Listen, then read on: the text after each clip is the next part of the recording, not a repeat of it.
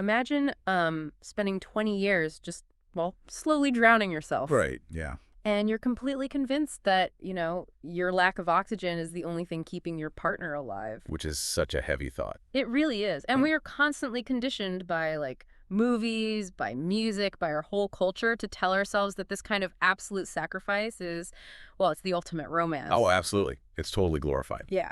But today's source material, which is a deeply raw and really analytical set of notes titled From Savior to King, it argues something entirely different. Mm-hmm.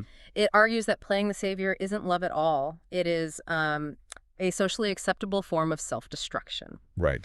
So today, for you listening, we are going on a mission. We're going to map out the painfully precise mechanics of codependent loops. We really are. We're looking at how you actually break them, how you establish unshakable boundaries, and, what it physically and psychologically requires to step out of that savior archetype and finally inhabit the king archetype. It is a truly remarkable document because what we are analyzing here is essentially a surgical breakdown of a 20-year behavioral trap. Yeah, surgical is the perfect word for it. Right. It strips away all that romanticized language we usually assign to toxic relationships, and it exposes the underlying psychological scaffolding. Okay, let's unpack this with a line straight from the author. It really acts as the thesis for this entire journey. He writes, quote, "Once I thought love meant drowning so someone else could breathe." Wow. Just let that mechanism sit with you for a second. Drowning so someone else could breathe. It's intense. So intense. And to figure out how you escape a trap like that, we first have to, understand how it was built. Exactly. Let's look at the architecture of this specific 2-decade loop. The notes describe a deeply entrenched dynamic. It's a man who has fused his entire identity to being a savior and a woman trapped in chronic survival mode. Operating from what the text identifies as a mother complex, right? Right. So what does that actually mean? Well, if we connect this to the bigger picture, a dynamic like that isn't just a bad match, It's a parasitic ecosystem. Oh, wow. Parasitic ecosystem. Yeah. We have to look at what a mother complex actually functions as in a romantic partnership. Right. When an adult woman operates from this complex subconsciously, she doesn't want a partner. Right. She wants something else. Exactly, because a partner has agency. A partner has boundaries. A partner can look at an unhealthy situation and, well, choose to leave. She doesn't want that risk. She wants a son. Because a son is permanently banned to her. Precisely the underlying logic. A son represents this unpayable debt of obligation. I mean, you can't fire your mother. Right. By subconsciously positioning herself as a helpless figure who constantly needs rescuing, she weaponizes her own incompetence. It's a way of binding him to her. And on the flip side, we have to examine the man's psychological payoff. Why does he stay? Because his core belief is that his worth is entirely tied to his utility. Utility. Yes. He believes that if he isn't actively saving her from a crisis, he basically has no right to exist in the relationship. So they're basically feeding off each other's deepest deficits. He gives essentially everything. Yeah. Texts, details his life, his money, his complete presence, just to keep her afloat. And she is constantly summoning him. Yeah, the day-to-day reality of this is just agonizing to read. The author talks about the stark reality of 1 a.m. tests where she would fabricate a crisis. Just completely make them up. Right. There were sudden, panicked flights across the country, enormous amounts of money spent, and inevitably those recurring text messages accusing him, "You betrayed me," whenever he failed to perfectly fill an entirely bottomless void. And we really have to look at the immense cost of this specific type of enmeshment. Because the machine requires fuel, right? Well, the fuel is his life. Exactly. The fuel is the savior's life force. The notes are brutally transparent about the collateral damage here. He developed a severe dependency on alcohol just to numb the cognitive dissonance. Which is so common in these dynamics. It is.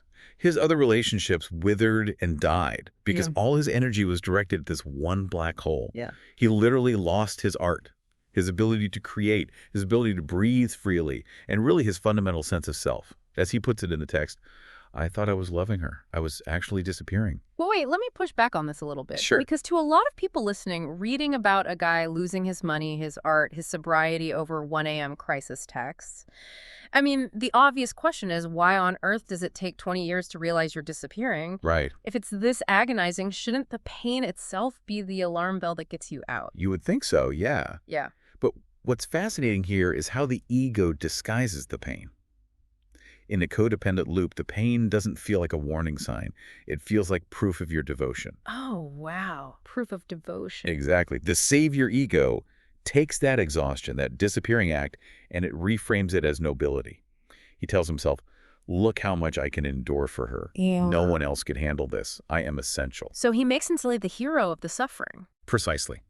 The pain becomes the very thing that props up his identity. Because if you take away the crisis, he has to face his own internal emptiness. Right. He has to ask, who am I if I'm not rescuing someone? And for 2 decades, he was just too terrified to find out the answer. That is terrifying. And because their identities are so totally dependent on this crisis loop, you can't just slowly taper off this kind of dynamic. Right? No. You can't sit down and negotiate it over a cup of coffee. The text shows that breaking a 20-year addiction to someone else's chaos requires an immediate, almost violent severance. It does. Which brings us to a moment in the text that, honestly, it left me completely speechless. The breaking point. Yes, the breaking point.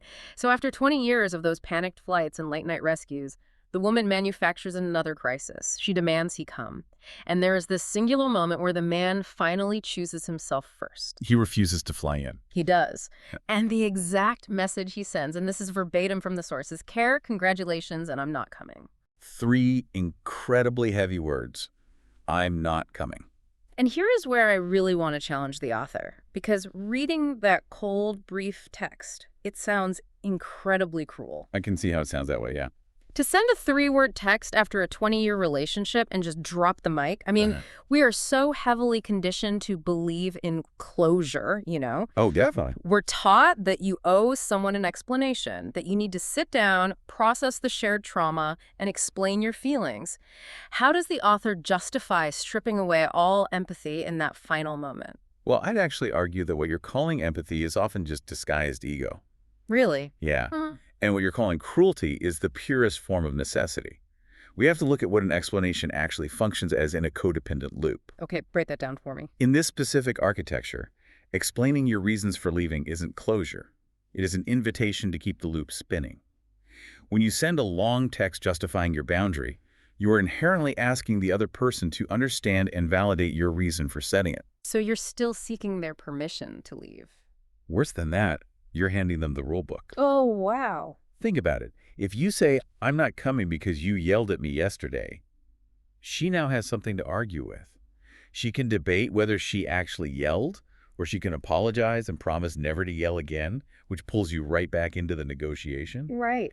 By simply saying, I am not coming, without a single word of justification, he removed all the oxygen from the room. He didn't give her a thread to pull.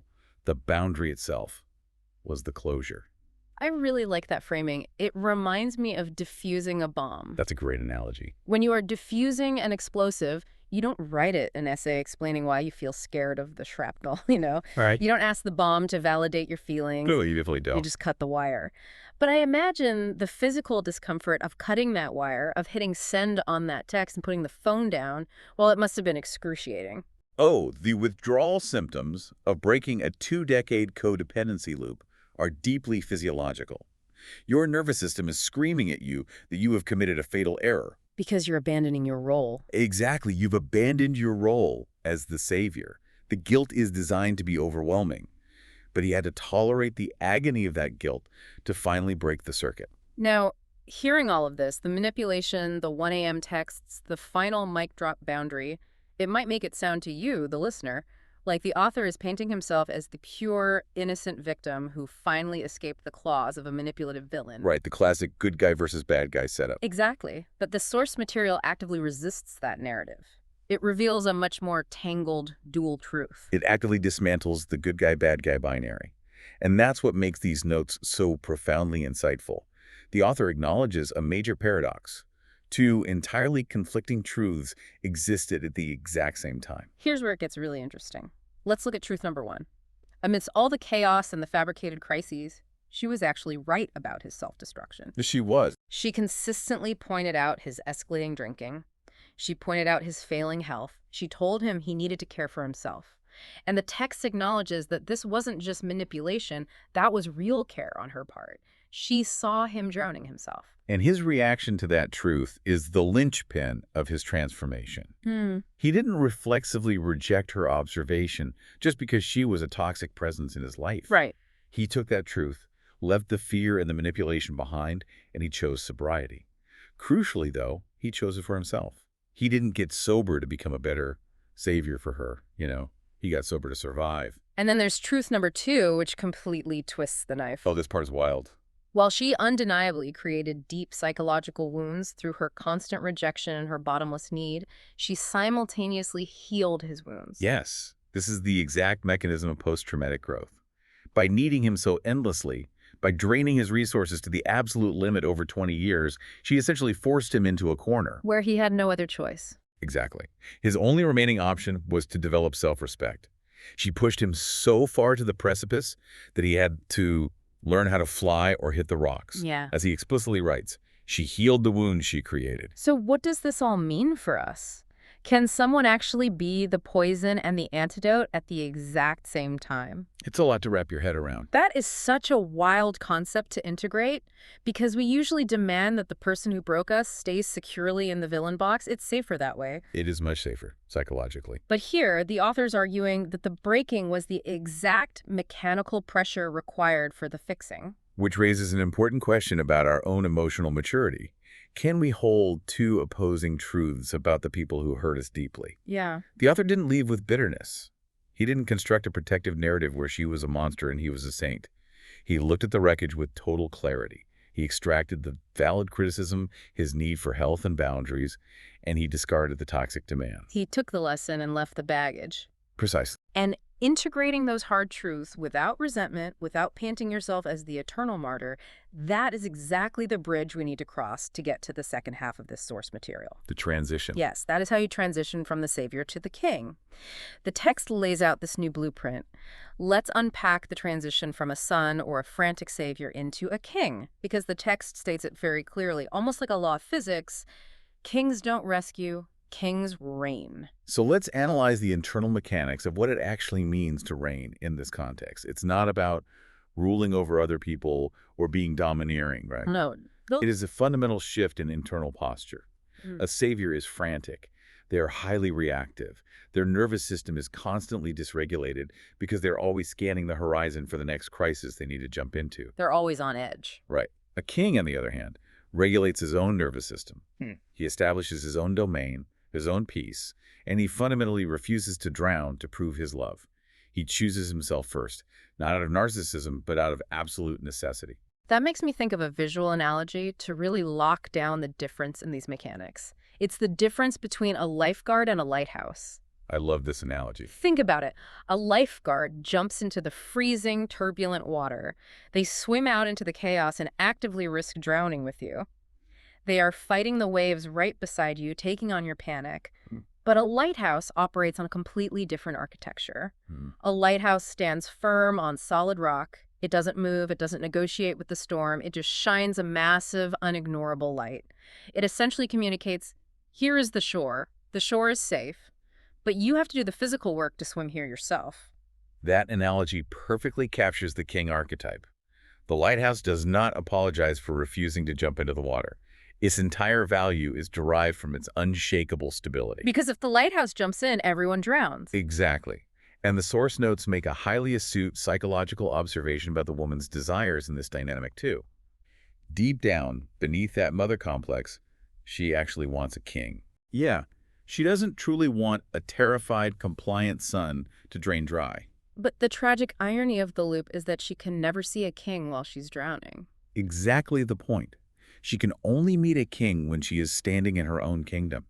She cannot perceive a sovereign partner while she is entirely committed to playing the helpless victim in the water. The generational impact of this shift from savior to king is just enormous. The notes specifically mention a young boy watching this whole 20-year saga unfold. Yeah, the kids always see it. They really do. Think about the programming that child is receiving. What does a boy learn when he watches the savior dynamic every day? He learns that love requires self-erasure. He learns that the more you bleed for someone, the more you love them. Exactly. But a boy watching this new blueprint, the King blueprint, learns a totally different algorithm. He learns that love equals respect plus sovereignty. You can deeply care for someone and still unconditionally refuse to abandon yourself. Because if you abandon yourself, your cup is empty. You actually have nothing of value left to offer anyone else anyway. The author realizes that the true purpose of this entire agonizing 20-year forge wasn't just to make him suffer. It was an essential, brutal conditioning process to forge him into a man who no longer uses other people's crises to feel valuable. And crucially, it forged him into a man who simply cannot be used anymore. He's fireproof now. He is. So, what happens when you finally plant your feet on the shore? When you stop swimming into the storm, build your lighthouse, and just turn on the beam? The notes end by detailing the aftermath and the psychological legacy of this transformation. The contrast in his nervous system is just night and day. His current state, as described in the text, is happy, light, and breathing. Breathing, yeah. Remember earlier in the loop? The cost was his breath and his art. The anxiety was suffocating him. Now he's actually breathing again. And his art has returned. But the function of his art has completely shifted. It's transformed from, and this phrase is so potent, drawing the wound, to creating lyrics, music, and visuals that tell the story. He is drawing the map. Oh, drawing the map. That's beautiful. The psychological intent of his art isn't to perform his pain to gather sympathy anymore. It's to take that immense pain, synthesize it, and turn it into a navigational tool for other people stuck in the water. Which is the highest possible transmutation of trauma. He isn't wasting the 20 years. He's utilizing them as data. He absolutely is. And I want to turn this directly to you, the listener. Think about your own life right now. How often are you drawing your wounds instead of drawing the map out of them? It's a hard question to ask yourself. It is, because it is so incredibly easy to do. We get so attached to our pain, to our victimhood, that it becomes the most interesting thing about us. We sit around meticulously sketching the exact dimensions of how we were wronged, coloring in the details of our trauma, and, showing it to anyone who will look. But this author stopped drawing the wound and started drawing the architecture of the exit. Because he finally integrated the core law of this entire journey. You must choose yourself first so that both people actually get a chance to heal. Wow. Both people. Yeah. The text summarizes this beautifully. Light from distance heals more than rescue from collapse. That's incredible. Choosing yourself, setting a cold, firm boundary is not a selfish act of abandonment. It is the absolute prerequisite for any healthy dynamic to exist. True love, as the king archetype demonstrates, requires two sovereign, intact individuals. It is not two empty halves desperately trying to absorb one another's life force to feel whole. Light from distance heals more than rescue from collapse. That is a completely paradigm-shifting way to look at boundaries, and it's going to stick with me for a long time. Me too. Thank you so much for joining us on this deep dive into From Savior to King. We've mapped the exhausting, drowning mechanics of the Savior's loop, and we've traced the violent but necessary severance required to reach the solid, sovereign shore of the King. We really covered a lot of ground. We did.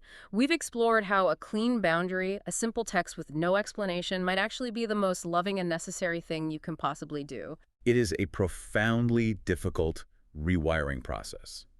Tolerating the guilt of setting that boundary is excruciating, but the transition from chronic reactivity to internal sovereignty changes the entire trajectory of a life. It changes everything. So, as we wrap up today's mission, I want to leave you with one final provocative thought to mull over, building on the idea that a partner can only meet a king when they build their own kingdom. Okay, let's hear it. Think about the person in your life that you are desperately trying to save right now. The person whose crises you are constantly managing, the person you are endlessly jumping into the freezing water for. What if your ultimate act of love isn't rescuing them? Wow. What if, by definitively abandoning the rescue mission, you are actively giving them the only environment, the pressure of their own consequences, where they are finally forced to build their own kingdom? Could your absolute refusal to save them be the exact mechanical catalyst they need to finally save themselves? That's the real question. Take a deep breath, stand firm on your own solid shore, and just shine your light. We'll catch you next time.